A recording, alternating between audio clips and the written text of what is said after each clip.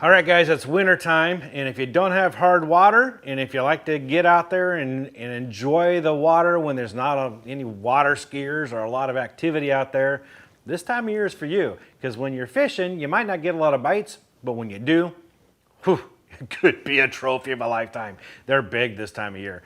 So there's 5 different tactics that I like to use during this time of year. I'm going to get to that in a second, but before I do, there's 2 things I want to touch bases on. First of all, it's cold. This is really cold. Now, if you normally wear a life jacket when the boat's running, and then you take it off when you go get up in the front of the boat like I do, that's how I normally fish, this is the time of year not to do that. Wear your life vest all the time. If you fall overboard, that cold water and hypothermia can take over a lot faster than what you think, no matter how strong of a swimmer you are. Wear a life jacket the whole time you're on the water, period. Second is bring a lot of warm clothing, even if you don't wear it. With the weather forecast, I've done this, I've been caught by this before. Weather forecast, supposed to be sunny. So typically the air temps like in the 40s, you would dress real warm, but if it's a sunny day, it actually feels like it's close to 60 degrees. So I've brought just the clothing that I would expect to be wearing under those conditions, and then I get a fog bank that comes in, and boy, is that ever cold. And if I don't have extra clothing, you get really cold in a hurry and it's miserable. So bring or wear a lot of extra clothing. If you don't need them, cool. But if you get cold, if the weather forecast doesn't turn out to be what you thought it was going to be, you're prepared. All right, with those 2 things out of the way, let's talk about some tactics for catching these cold water bass. The first one is crankbaits. Now that kind of seems weird because some people are like, crankbaits, that's a fast moving bait. Like, bass are lethargic. They don't go after fast-moving baits. Wrong. Bass are not lethargic in the wintertime, contrary to popular belief. The bait fish and the forage that they go after is moving slow, so you have to think about how you're going to imitate the forage to get bit. But bass can chase down a fast-moving bait in the wintertime just as easily as they do in the summertime. Right? They can react and move very quickly. So crankbaits actually do play a role in here. You can elicit some reaction strikes, but primarily the way to fish them right now is a little bit different than you do during the warmer months, and that is you have to imitate those slower moving bait fish right now. So a couple different things. First of all, it's not just a cast and wind and cover a lot of water. Really, this time of year, the bass will concentrate in areas. So you can spend a lot of time fishing areas where the bass aren't there. So instead, spend some time with your side imaging or with forward-facing sonar if you have it, but try to find those areas where bass are congregated. This is typically where there's steeper banks. If you've got some pockets of green weeds that are remaining, even better, or maybe some stump field or some boulders on, let's say a sharp point that drops off into the main channel. Those are the places to look at and look for and try to locate bass, or at least bassy areas where bass are going to, what they want to do is they want to find a place during the wintertime where they don't have to expend a lot of energy to survive, right? So you want safety and comfort plus an area where they can feed and they don't have to move very far. Like, those are the key areas where they're going to hang their hat on, and they will group up. There'll be large concentrations of them. So find them on your graph first. Then break out your crankbait. What I like to do with a crankbait is I like to go over the tops of them first to see what the mood of the fish are and see if I can't elicit a strike that way. Sometimes I'll come up and hit it, and they're more aggressive, and you don't have to go super slow. A lot of other times, though, you have to slow it down. Get the crankbait down to the depth they're at, give it a few turns of the crank handle, and just let it sit and pause and hang out there in their face. Give it a little twitch, crank it again, give it a long pause, crank it again. Pay attention when you get bit, what you were doing, because you have to try a lot of different cadences. You have a long pause or a short pause or a medium pause, crank it 3 turns, 4 turns, that sort of thing. Just keep mixing and matching, and then suddenly you get bit. Well, what were you doing, right? What happened at that moment? How long of a pause were you doing it? Did you crank it fast before that? Was it a super long pause? Because that's key. It's a critical component. A lot of times the bass will only want it one way, and you better be paying attention when you get bit so you can replicate that the rest of your day. A couple things that I do with the crankbait to get it to stay down there is you want that bait to suspend. So first of all, getting a suspending crankbait is a good idea. But you can also make a crankbait suspend. How? Well, First of all, by changing the hooks on it to a size larger. Start with the front and work your way back, and sometimes just that change of weight is all that's necessary to get it to suspend correctly. You can also use lead strips, and they stick on the belly of the bait, and that will help. I also use fluorocarbon line. Fluorocarbon tends to be buoyant, neutrally buoyant, or even actually sink a little bit, whereas braid is more buoyant and can actually bring a crankbait up. The other thing is I use no more than 10-pound test line. It helps get that crankbait down to its deepest diving depth and stay down there. And a lot of times these fish, you know, they're just within reach of the maximum diving depth of the crankbait. So you want to use a thinner diameter line to get that bait down there. So those are some key things to consider when fishing with crankbaits. Another tactic to use is a good old ball and chain, the Carolina rig. It's been around for decades and it still catches bass. It's still popular to use for good reason. It works, especially in colder water when the fish are deeper. Those outside weed lines where you got hard bottoms right next to the weed lines, that's a good area to fish the ball and chain, or a hump or a ridge that comes that's surrounded by deeper water, a ledge. These are all great places, maybe where the creek channel swings up close to the bank and you got that steep bank. Good areas to throw the Carolina rig. Couple things about it though. First of all, you want to use a tungsten weight, like a 1 ounce tungsten weight. You got more feel with that. You can tell what you're pulling it through, so that really helps. But the main thing is that, well, there's a mistake that a lot of anglers are doing these days. That back in the day, if you sound like an old guy, back when I was a kid, we didn't have this problem. And the reason why the Carolina rigs kind of, I think, have fallen out of popularity somewhat is because the way people are rigging them.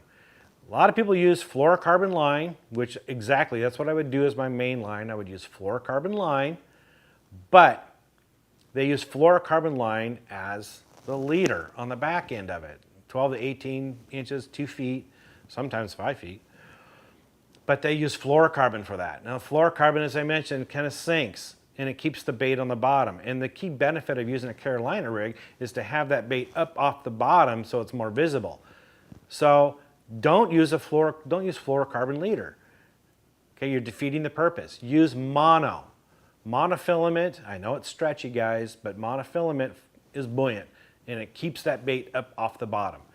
A couple other key things to consider is use floating baits, a floating lizard, a floating worm, something that's got some, you know, air bubbles in it that can float up off the bottom helps. And another mistake a lot of guys use, they're using a heavy rod because you got a heavy weight, so they use a stout hook on it, like a flipping hook. Well, the weight of that hook can bring that bait down. So don't do that. Use a regular type of hook, a thin wire hook, a regular, you know, thickness hook, so it doesn't weigh that bait down. The rod you want to use, you want to just have a fast action on it, not extra fast, just a fast action rod tip. So it's got that extra flex in it so it can accommodate that hook when you get that hook set. And it's a sweeping hook set anyway. You don't really yard on it, so you don't necessarily need a heavy duty flipping hook.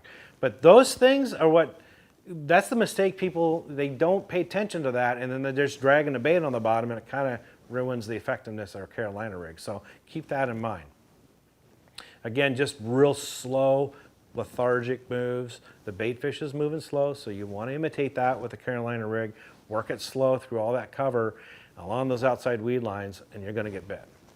The next tactic uses rattling crankbaits, you know, like lipless crankbaits. This tactic, you're going to fish them differently than what you do during the summer months. It's a lot different here. You're fishing deeper. You're actually targeting areas. You're not covering water. Again, the fish are concentrated, so don't waste time just casting and winging and covering a lot of water. Find them first with the depth finders. It's going to be a little bit deeper. Rock piles are great. Any kind of drop off. Creek channels, it might be right in the very bottom of the creek channel, but essentially what you're doing here is when the water temp gets in the 40s, especially the lower 40s, bait fish are dying off.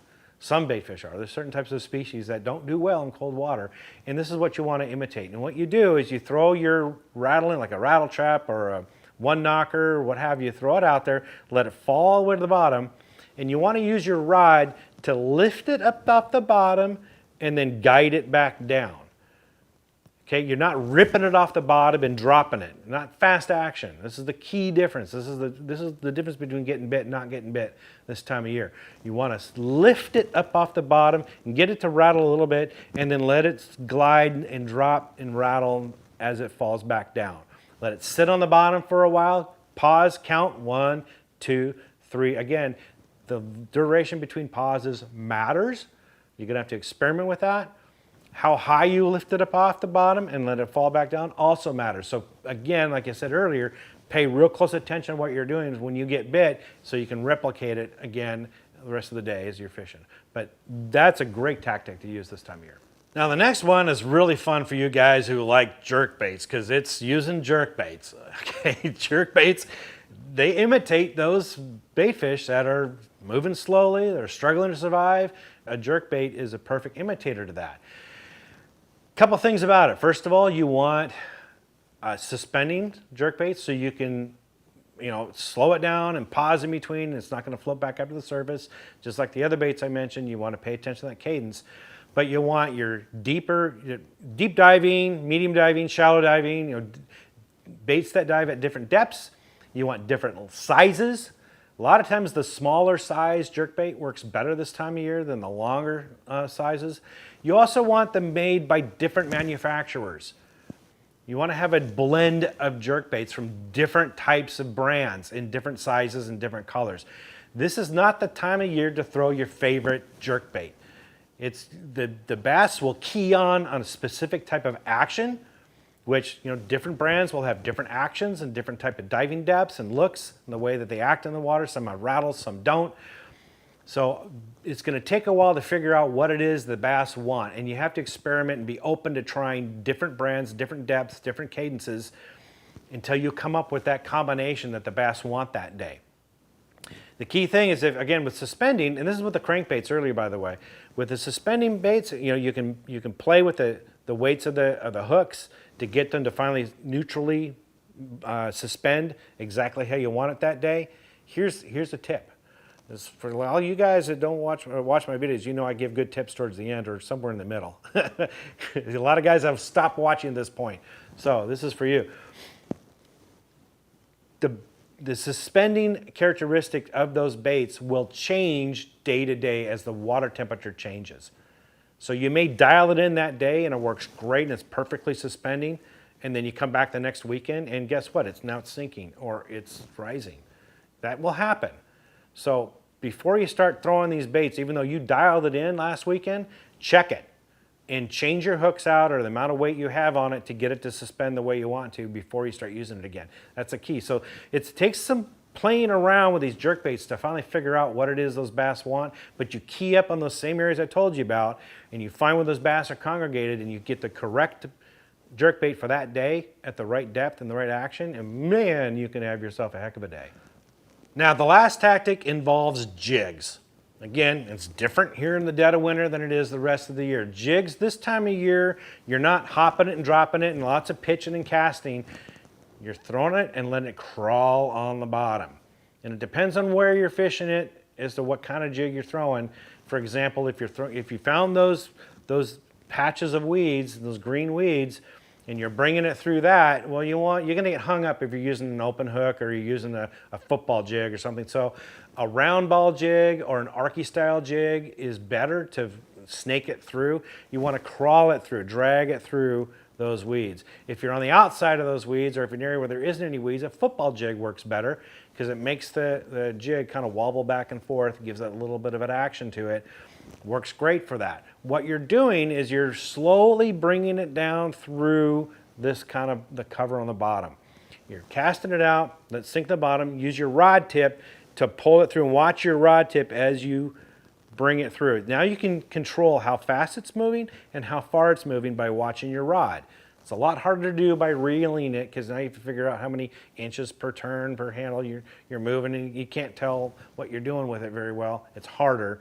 So just use your rod, drag it along the bottom, pause, reel up that slack, and do it again. Again, it's going to vary. Just like every single thing I've told you about here, it's going to vary. How fast you do it, how far you move it, and how long your pauses are matter. And so if you're not getting bit, experiment with that. You make sure, again, you're in an area where the fish are congregated, because you might be doing the right thing, but in an area where the fish aren't at, and that you're still not going to get bit. So make sure you're in an area where the bass are. The other thing is the trailer on it. This time of year, you want a trailer that doesn't have a lot of action to it, like a Zoom Chunk, right? Or a V&M. You know, the type of trailers that don't have a lot of movement. Those are the ones that don't have the edges on them. They just kind of stay there flat. That's what you want, not a whole lot of movement to them, because these crawdads are very lethargic and moving very slowly. You want to imitate that. So something that's got a lot of action to it, sticks up and moves around, that looks unnatural. So jigs, working it that deep and working it very slow and methodically is another way to get bit. All 5 of these ways, when you're out in the water this time of year, one of them is going to work. Hope that helps. For more tips and tricks like this, visit bassresource.com.